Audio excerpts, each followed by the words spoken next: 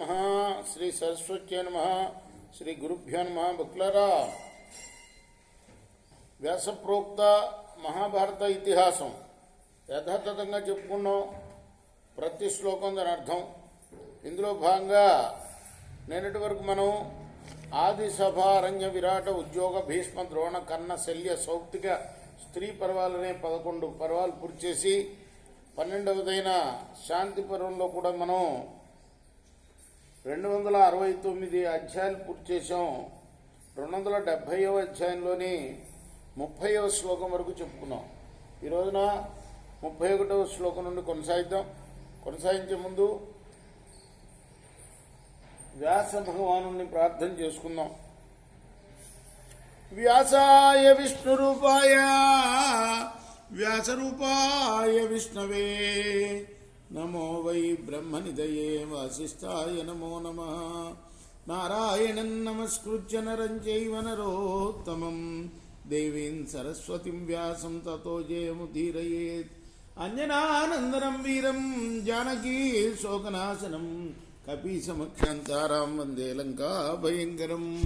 సదా నింబవృక్షస్య మూలాధివాసాత్ సుధాశ్రావిణం తిక్తమప్యప్రియంతం తరుం కల్పవృక్షాదికం సాధయంతం నమామీశ్వరం సద్గురుం సాయినాథం. సమర్థద్గురు సాయినాథ్ మహారాజ్ కీ జై. గో కపిల సంవాదం అనే కథ 2-3 రోజులుగా చెప్పుకున్నాం. సంతోషమూలశ్చాగాత్మ జ్ఞానాధిష్టానముచ్యతే అపవర్గమతిర్నిత్యః యతి ధర్మః సనాతనః. సంతోషం వల్ల త్యాగబుద్ధి కలుగుతుంది. త్యాగబుద్ధి గల ఆత్మయే జ్ఞానానికి ఆధారం. నిత్యము బ్రహ్మ సాక్షాత్కారం కలిగించే సన్యాసాశ్రమ రూపమైన ధర్మం చాలా సనాతనమైనది. సాధారణ కేవలో యథా బలముపాసతే గచ్చతాం క్షేమం దుర్బలోత్రావసీదతి బ్రహ్మణః పదమన్విచ్చం సంసారాం ముచ్యతే శుచి.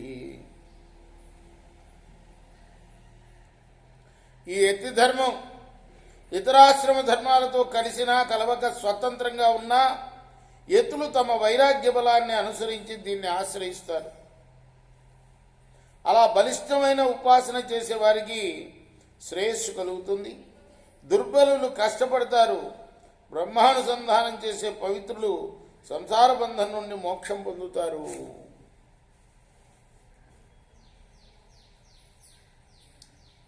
శూమరస్మిర్వాచ. ఈయనే గో రూపంలో అడుగుతుంటాడు. కపిలుడు జవాబు చెప్తూ ఉంటాడన్నమాట. ఏ భుంజతే ఏ దదతే యజంతే అధీయతే చయే మాత్రాభిరుపలబ్ధాబ్ది